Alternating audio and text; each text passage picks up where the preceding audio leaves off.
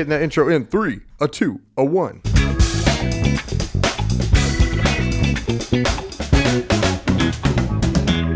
What is going on, ladies and gentlemen? Jose here at the First Round By Podcast, accompanied by my boy, Mr. Sauce. Hello. Greetings. Welcome once again to another iconic episode. Iconic. Not even monumental? Monumental. Oh, man. Welcome to episode 57, ladies and gentlemen. Don't make me double. No, I'm just asking because we're getting up 57. there. 57. Hey, hold on. I'm this sorry, Sauce. This is a monumental episode. I'm sorry, Sauce. But anyways, I'm sorry. I just want to give a shout out to our new listeners. I've been noticing we've been getting a lot more listeners out of the UK. The UK, yeah. So if you guys are listening from the UK, big shout out to you guys. Rotherham, if you're from there, if you're listening, thank you for the support. We got. Hey, don't you be butchering any of these names. I'm sorry. We got continued support from our guys over in Germany. I know my brother lives out there as well, so shout out to my brother as well as my nieces and nephews that listen. But yeah, what we got on the slate for today? It's actually awesome. I'm gonna expand on that just for a second. I know that we've been, man, this is fourth week in a row, and then we just started RIPAROOSKIES. Shout out to that segment because we actually have 2 more episodes coming. Yes, and we'll be doing that on Wednesdays and Fridays. And Fridays. That's right. So definitely make sure you stay tuned. And got some pretty good feedback. I've had a few people come up to me in person, tell me that it's been a breath of fresh air and everything. We enjoy doing it. So with all that being said, let's jump into this episode. This episode is going to be all about probably the biggest trade of the offseason. So far, we got the draft in a couple of weeks. That's right. So if you guys did not know, which I'm sure it's been shoved down all of our collective sports watching throats. Stefon Diggs. Eek. He is no longer a Buffalo Bill. Yay! He is. Get him out of the AFC East. And now we welcome him in the AFC South Yay! to the Houston Texans. Let's go. Where's the clapping noise of that? Yep, that's it. Yeah, let's go. The funniest part about that is that because he doesn't wear headphones right now, it's a crapshoot as to what button we're going to push. But yeah, so he has joined up with the AFC South. Man, oh man, there's been some juicy info coming out of the Bills camp. Do you happen to have the compensation? Yes, I do actually. All right. So the Texans receive, of course, Mr. Stefon Diggs, a 2024 6th-round pick, a 2025 5th-round pick. The Bills receive a 2025 2nd-round pick via Minnesota, and that's it. Can you believe that? And then, of course, they free up cap space, but nonetheless, they lost Stefon Diggs. Lost Stefon Diggs. I don't even know where to go from here, because we have so many different things that this affects. Since we talked about just now the compensation, this is the biggest thing. So the biggest red flag, as soon as I saw it, I'm like, I got to dig into this. The biggest red flag, you have a legit number 1 wide receiver that you're taking from a team that has a lot of pieces in place to make deep runs. I mean, hell, they just a few years ago, they went to the AFC Championship game. You know what's funny that you say that, though? The Bills, dude, they have lost some pieces this offseason. They lost a lot. Let me tell you who I got here. We got Stefon Diggs, he's gone. Jordan Poyer, safety, he's gone. Tre'Davious White, corner, he's gone. Mitch Morse, center. I didn't really see a whole lot of him, so I don't think it's that big of a deal. Right. But nonetheless, it's still a loss is a loss. Gabriel Davis, who would probably have been wide receiver 1, had he stayed. And then we got linebacker Tyrell Dodson and linebacker Leonard Floyd. Wow. So that's quite the turnaround. So the Bills are definitely on the decline. And it's super, super, super weird, to be honest.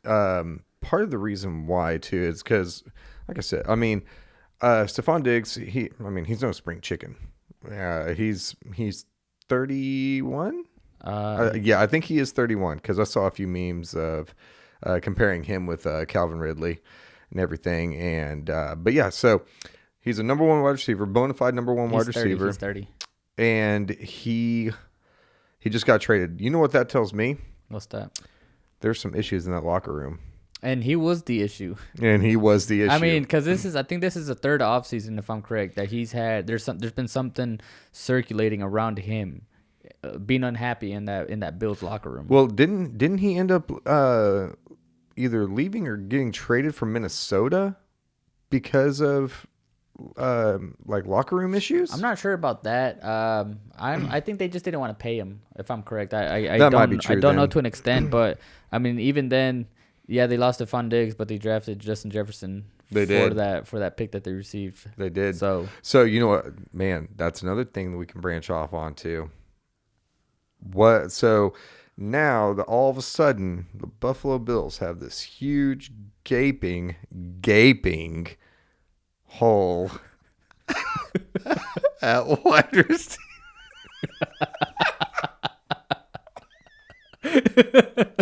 RIPAROOSKIES indeed. But yeah, there's a huge hole at wide receiver. Do you happen to have? Because I know that, man, the only talk that's been going on in all of sports lately has been the Buffalo Bills depleted offense now, and the Houston Texans apparently going to the Super Bowl.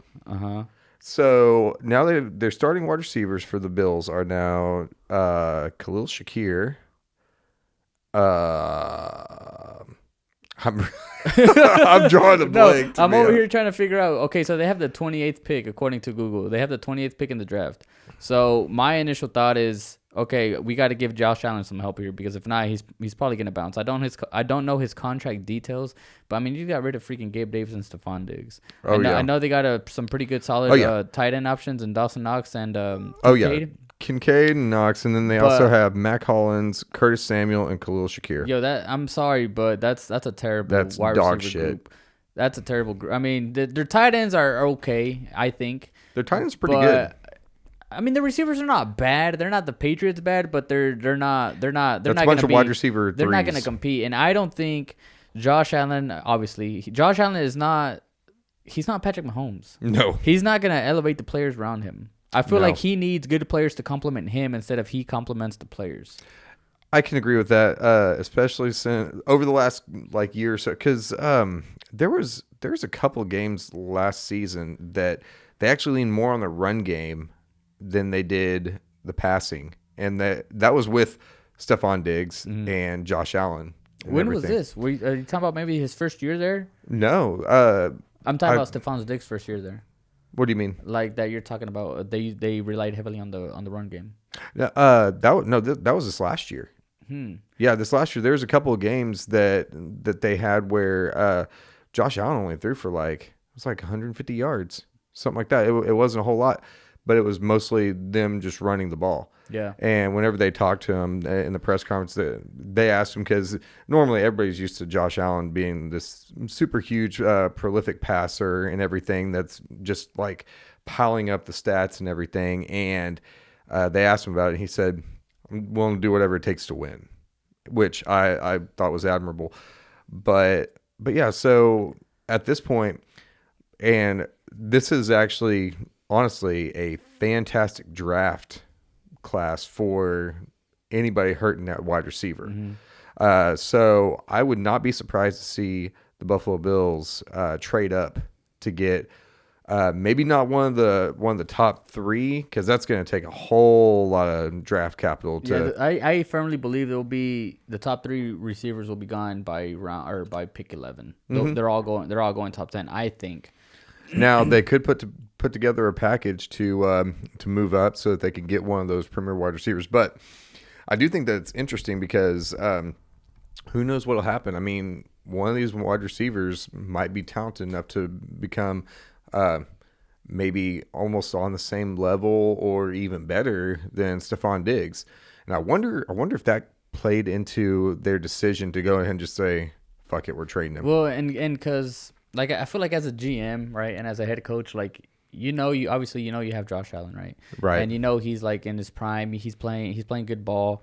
Like, you're not gonna want to waste his prime time without any help. Right. So you're gonna have to find him some sorts of help, whether that's trading You have somebody to. or in the draft, because then that's just gonna be a waste of Josh Allen in his prime, right? Man. They've been doing pretty decent, I guess, in the playoffs. Obviously, the Chiefs are running shit right now, but yeah, I think they're definitely gonna probably select a receiver in the first round for sure. They have to at this point. Yeah, and like I said, I think that what my idea is I think that depending on who's available and everything, I could see them going after someone like A.D. Mitchell, or if he drops kind of far, Brian Thomas Jr. or whatever, the other wide receiver from LSU. I 100% see them, like, as soon as they traded Stefon Diggs, I was like, yep, 100% they have to go wide receiver. Well, they're actually kind of depleted too, because they lost cornerbacks. They kind of need pieces in every position, which is so weird. I wonder, because they don't even have who's a running back, because I know James Cook. Oh, that's right, James Cook. So and he's not terrible, no, but he's good. Not, He's on the come up for sure. I was gonna say they might need a running back, but I don't think they. You know what's kind of crazy? You know what I'm thinking? This is probably a severe hot take, but what if you were Josh Allen? Do you request a trade? Do you try to find a way out of there? Honestly, if I'm Josh Allen, I'd probably play this year. And I'd like evaluate all the situations and see how it goes. See how it goes. See what the coaches do. See what the the GM does. Whatever, president, whatever. Bro, that would be monumental. Iconic. If almost. You think about it, almost like Justin Herbert and Josh Allen, they're kind of like in not similar situations, but like they're both like, we know they're good quarterbacks. Actually, because look, that's a pretty good comparison. Because if you think about it too, Justin Jefferson, yeah, he's a little bit younger, but they gave him the pieces he needed. I think so. And he still hasn't been able to succeed with all those pieces. And he's been in the year longer than Joe Burrow, hasn't he? For like by a year or two? Yeah. Yeah. He's a little bit older. Yeah, I think it is literally a couple of years. So, some of these other quarterbacks, like CJ Stroud, Joe Burrow, I think maybe even Jalen Hurts, I could be wrong. But they've all been like more successful with, I wouldn't say less, but like the same type of talent. Yeah, I mean, yeah. Then again, though, Jalen Hurts, he has a ton of talent around him. But he might have actually came out the same draft class as Justin Herbert. So I was thinking about just quarterbacks that were younger. Yeah. No, that makes sense. I do think that it's going to be very, very interesting to see how things go moving forward, especially since Bill's head coach, Sean McDermott. Yeah. Not Doug. Had to hit you with it. But yeah, no, I firmly believe that he is also on the hot seat. But oh yeah, I think. Man, that's such a weird situation though. Like if you're, and granted, everybody take this with a grain of salt because we're literally just casual football fans that we have zero like intel or anything like that other than just what we see. But unless you have somebody on the inside over at the Bills organization. Yeah, I got a contact over at the Patriots locker room. Putting in her 2 weeks. We've hit it big. But yeah, no, so it's just the thing that I just don't understand, the thing that doesn't vibe well with me is, or jive, I should say, is the fact that like he's on the hot seat, theoretically. Just gave up your number one wide receiver.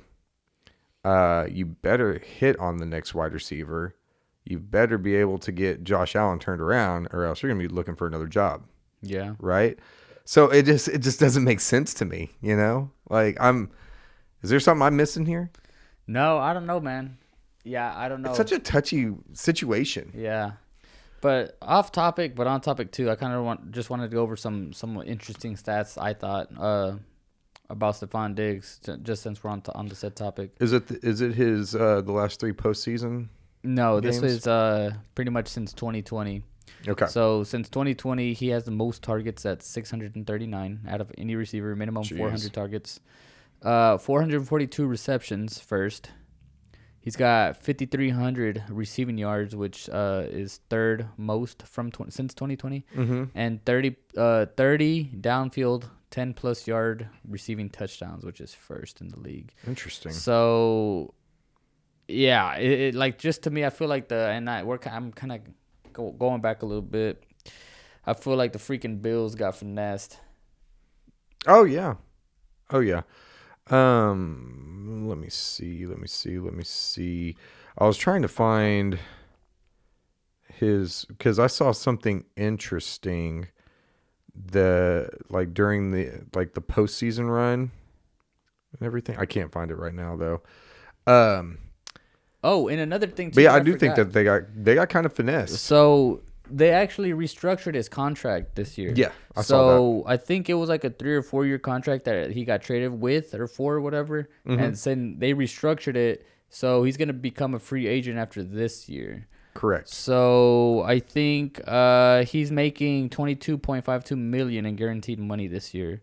But if he plays the way he wants and Houston hopes, then he'll hit the free agent market next offseason with the ability to make it count. Interesting. Heuston anticipates getting the best version of Stefon Diggs, just because not only is he playing to prove the Texans right, but every other team in the NFL, since he's going to be he's taking a gamble on himself. You know what I'm saying? So he literally has to play. He's literally has to play like his best ball this year, right? For various reasons, obviously. And in all honesty, the Texans pretty much just, I mean, like you said, they've got a 1 year rental on good old Stefon Diggs, and I guess my whole thing on it too is just that as soon as I saw that, I'm just like, you can just tell Houston's going all in for this year. I mean, and if you think about it too, CJ Stroud, he's obviously on his rookie deal, so they're not wasting, or not necessarily wasting, they're not wasting a lot of money on their quarterback, so they can use that money on other pieces to help elevate his game, since he's still on that rookie contract. That's the way to do it. So that's why they brought in the talent, because they can financially. Yeah. So they're going all in after that freaking season that Stroud had last year. So, I love it. Tank Dell, Nico Collins, Dalton Schultz, Stefon Diggs, Joe Mixon, if you look around the league, you can actually tell that a lot of teams do that. They try to, because if they have a good young quarterback on their roster that they believe in, like and stuff. Joe Burrow, yeah, you can stand to pay top dollar for some of these guys. Yeah. Now, I mean, just look at the Bears. They have the potential, depending on how Caleb Williams does and everything. Caleb Williams. Yeah. You have the potential to have a turnaround like the Texans. I mean, the Texans, before they got CJ Stroud, they went like 3-13. Yeah, they were pretty dog shit. They were terrible. And then they were in a playoff game last year. Yeah, literally 1.5 season turnaround, or 1 season turnaround. Yeah, crazy. But I mean, you find that franchise quarterback, and it's a wrap, pretty much. No, yeah, for real. After you find that and as much as it pains me to say, the Texans, they're doing it the right way. Yeah, they're doing it the right way. They use their draft capital very well. And now they've got CJ Stroud, who looked phenomenal this last year. Who knows? We could see a sophomore slump. I'm hoping for a sophomore slump just because of the fact that he's in the AFC South.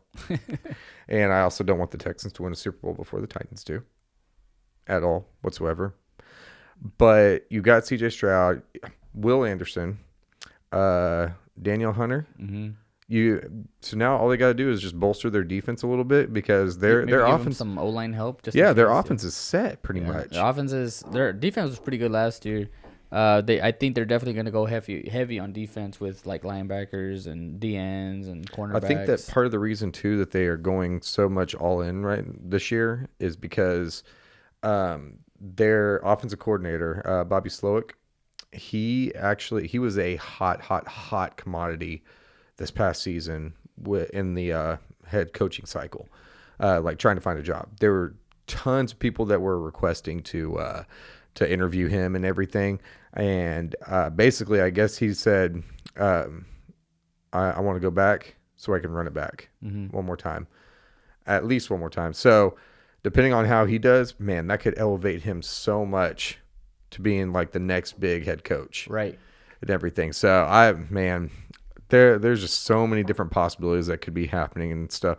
It's kind of a weird situation because it's the ebb and flow of the NFL. The ebb and flow of the NFL. Like, parity is so paramount in the NFL right now, and I really like it because if you look at it, I mean, even the Chiefs last year, they weren't like completely and utterly dominant, especially early in the season. Yeah, exactly. But all the teams that were dominant, they ended up fizzling out and stuff like that. So you literally can look at each and every game and be like, well, this team, unless it's somebody who absolutely doesn't have any talent at all whatsoever. Panthers. Yeah. Unless it's a team like the Panthers or like, say, the Cardinals and stuff like that. The Pats. the Pats, RIPAROOSKIES. RIPAROOSKIES, indeed. Then there's always a chance. Yeah. There's always a chance. So, and I think we even said it. We said this last year too, last offseason. It's a great time to be a football fan. It's always a great time to be a football fan. It really it's a is. Beautiful thing. And it's funny too, 'cause like we always talk about too, like kind of off topic. We always say, man, the off season's probably going to be kind of slow and everything. So we're going to try to come up with these other types of conversations, these other off topic conversations, because there's probably not going to be anything big going on. And then literally ever since we said that, now I think we had like one episode where we were kind of off topic on it, but we have, what is it now, 57 or 56 episodes that are all talking about football. It's great. It like kind of like what you reiterated. It's a great time to be a football fan. Absolutely great time. That's right. Okay. I thought you were going to add on to that. Oh, no, I'm just listening to what you got to say. Yeah, I appreciate that. No problem. But yeah, so like we said, Stefon Diggs going to the Texans, it's a huge deal. It's kind of showing a shift in the league and everything. Brings up a multitude of different things that could happen. A lot of potentials. Huh? Oh, I'm just looking at the time. Oh, I was like, what's going on? Did you not record? No. We're no technical difficulties right now. So, Mr. Jose, do we have anything else on the slate that you wanted to talk about? I think that's pretty much it. I couldn't really think of anything else that happened. Oh, what about that other big news? What happened again? Carson Wentz to the Chiefs. Oh man, Carson Wentz, backup quarterback, or actually, quarterback one to Patrick Mahomes. No, it's funny because I know we talked about like on RIPAROOSKIES talking about doing like, going to the comment section and just reading the comments and people's opinions on what's going on. In case you haven't checked out RIPAROOSKIES, that's pretty much what we do on that. There was it was like the info sharing a picture of Carson Wentz going to the Chiefs, and then like everybody in the comment section, it was like, oh my God, Patrick Mahomes, you better watch out, like stuff like that. But it was literally everybody's just saying the same crap. Man, maybe we should have covered that comment section right on it. But I mean, no, and what's actually kind of funny though is that like, dude, isn't it crazy? He has the potential to get another Super Bowl, dude. No, like this as dude, a backup, man, like he was he just sticks around. He was an MVP like candidate. Was it like 2017? Yep. And now he's like the laughing stock of the NFL. And from what I hear, he actually has had like, because he was with the Colts, and while he was with the Colts and everything, I guess some people didn't really like him in the locker room. Like he looks like Prince Harry, doesn't he? I'm sorry, my UK people. He 100% does. Or you know who also? Wait, that's not UK. I'm that's sorry. Not UK. You're gonna have to cut that out. I will. Yeah, we will. I'm just kidding. No, you know what's kind of funny though is I did always used to say that he looked like Brad. Brad Pitt? No. Oh, from work? Yeah. Carson Wentz? Yeah. No, he doesn't. You don't think so? I don't think so. Carter said it. But these guys don't know what we're talking about. Yeah, except for Carter. He's not listening. He better be. But yeah, no, I do think it's hilarious because I mean the dude had a lot of talent at one point, and then he just kind of. We have a running joke among Titans fans whenever he would throw like a deep pass and everything. It was the Carson Wentz special, and that's basically just throwing up a prayer and then just hoping that the receiver would be able to get a pass interference call because it would be away from the receiver. Like, it's not catchable, but somehow, some way, it would still end up being a pass interference. So it was really annoying. But yeah, so he has the potential to get get that good old second Super Bowl ring as a backup quarter. Yeah, that's right. Hey, I mean, good for him. If you can do it, you can do it. So, all right, Jose, anything else for our lovely viewers? I appreciate you guys listening. Yeah, that's all I got for now. Awesome. As always, please check us out, firstroundbuy.com. I should be updating the site by the time this episode drops. Can't make any promises, but I'm going to try to. Check us out on Apple Podcasts, Spotify, iHeartRadio. Did I miss any? Nope. And if you get a chance to, head to that merch site, pick up a t-shirt. All right. With that being said, we will catch you all in the next one. Peace.